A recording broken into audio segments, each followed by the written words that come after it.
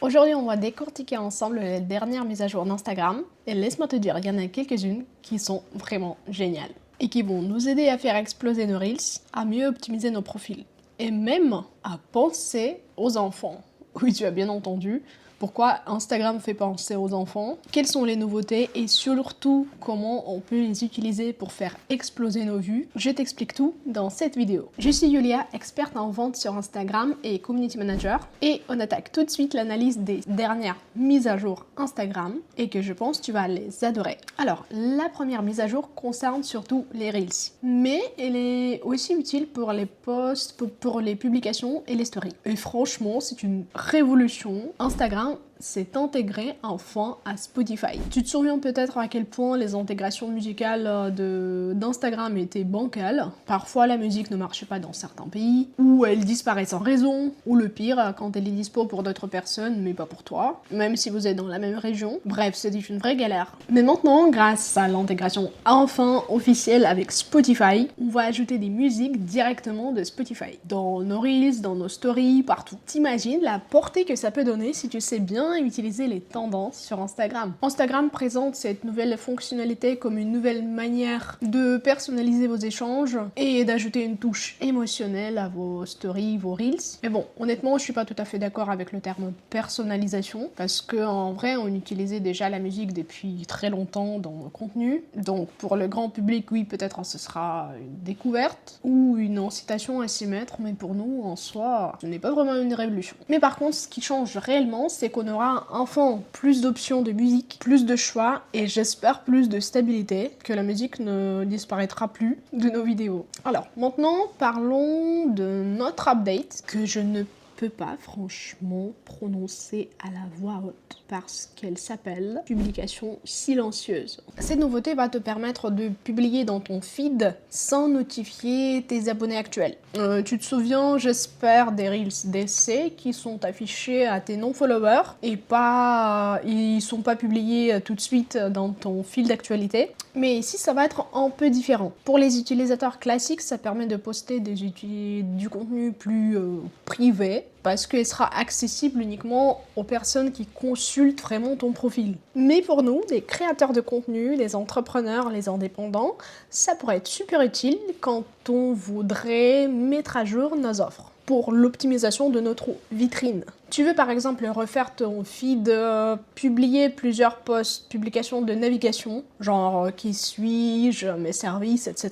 Tu peux tout mettre en ligne d'un seul coup, sans faire fuir ton audience actuelle, quand ils vont voir que tu publies sans les saouler. Du coup, ça peut t'aider à réoptimiser ton profil. Donc, je pense que cette fonctionnalité peut être très pratique aussi bien pour les débutants qui optimisent leur profil pour la première fois et qui ne veulent pas choquer leur petite communauté, et même pour les profils avancés qui veulent juste mettre à jour leurs offres ou ajouter des contenus stratégiques. Donc avant, on était obligé de publier petit à petit en espaçant nos publications pour ne pas saouler notre audience, et là on peut juste envoyer des publications silencieuses. Donc avec cette petite mise à jour, tu pourras enfin d'un seul coup réoptimiser ton profil, remettre à jour tes services, remettre à jour ta vitrine et vendre plus stratégiquement. Donc c'est vraiment la solution idéale pour ceux qui réoptimisent leur stratégie. Je pense que mes clients en accompagnement vont certainement apprécier cette mise à jour, surtout dans mon programme d'accompagnement individuel où en 10 semaines, on crée une stratégie de contenu qui attire des prospects qualifiés, les chauffe et les convertissent en clients. Et dans ce contexte-là, pouvoir publier en masse sans notification, c'est un énorme gain de temps. Et donc moi, je suis très contente de cette nouveauté. Et vous, dites-moi en commentaire, qu'en pensez-vous? Est-ce que ça va être utile pour vous? Est-ce que vous allez utiliser cette nouvelle fonctionnalité ou pas forcément? Alors, et maintenant, l'update que j'attendais depuis 5 ans à peu près, depuis mes tout débuts sur Instagram. Et je comprends même pas pourquoi ça n'a pas été mis en place plus tôt. Mais enfin, ça débarque sur Instagram. On peut maintenant réorganiser les publications sur notre profil. Tu peux maintenant choisir l'ordre d'apparition de tes publications dans ton feed. Ça veut dire que tu peux non seulement créer un feed visuellement cohérent, mais mettre des posts importants avant et faire une vraie logique de navigation, une ligne éditoriale claire. Ça, je crois que c'est un changement simple mais assez révolutionnaire pour celles et ceux qui veulent que leur profil convertisse dès les premières secondes. Cette fonctionnalité, je pense que tout le monde demandait depuis des années, pas seulement moi, mais jusqu'ici, du coup, les publications s'affichaient strictement dans l'ordre de publication. Tu publies le premier, deuxième, troisième, etc. Et voilà, là, enfin, ça va changer. Avant, du coup, le seul moyen de remonter les publications était de les épingler, mais t'en as seulement 3 épingles. Donc, c'est pas toujours pratique. Déjà, c'est déjà bien, mais là, ça va être vraiment génial. J'adore cette mise à jour. Et je pense à l'utiliser à 100%. Et bien sûr, pour mes coachés, je vais préparer des modules dédiés, quelle publication remonter, pour en tirer maximum de cette nouveauté. Il y a aussi une autre mise à jour qui est pas mal, qui n'est pas toute fraîche, mais je trouve qu'on ne l'a pas assez remarqué. Instagram a introduit une nouvelle police de base appelée Rosalia. Avant d'en parler, je vais vous dire juste que je ne suis pas très fan des stories, design ultra lisse, template Canva, etc.